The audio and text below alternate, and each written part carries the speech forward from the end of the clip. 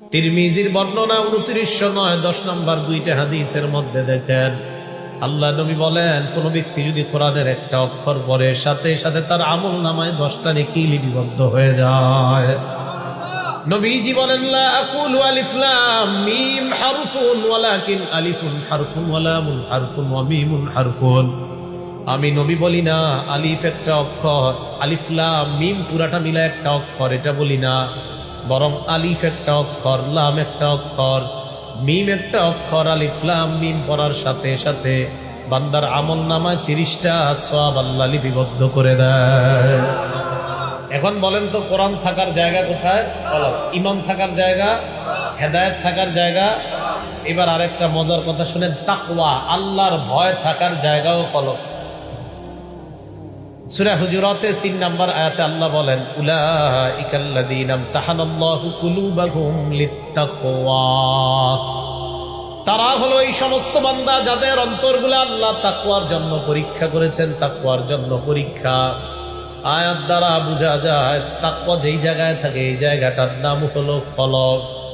তিরমিজির বর্ণনা আল্লাহ নবী বলেন, আত-তাকওয়া হাহুনা, আত-তাকওয়া হাহুনা। আল্লাহর ভয় এই জায়গায় থাকে, আল্লাহর ভয় এই জায়গায় থাকে, মানে কলব। মসুরির ডাইলের মতো ছোট্ট একটা গোটা, ছোট্ট একটা দানা, এটা হলো কলবের টুকরা। তাহলে হেদায়েতের জায়গা হলো কলব, ঈমানের জায়গা হলো কলব, তাকওয়ার জায়গাও কলব, কোরআনের জায়গাও কলব, ঈমান সাজানোর জায়গাও কলব। এই সব কিছু কলবের মধ্যে।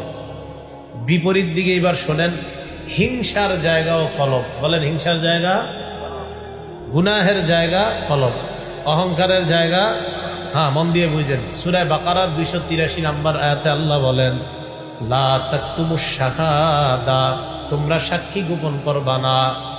ওয়া মান ইয়াকতুমহা ফাইন্নাহু আসিমুন কলবু। আল্লাহ বলেন, যে ব্যক্তি সাক্ষী গোপন করে তার অন্তর গুনাহ করলো।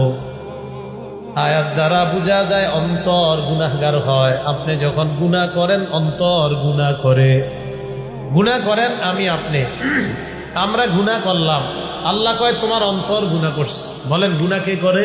অন্তর, কলব। তাহলে নেকির কাজ কে করে? কলব।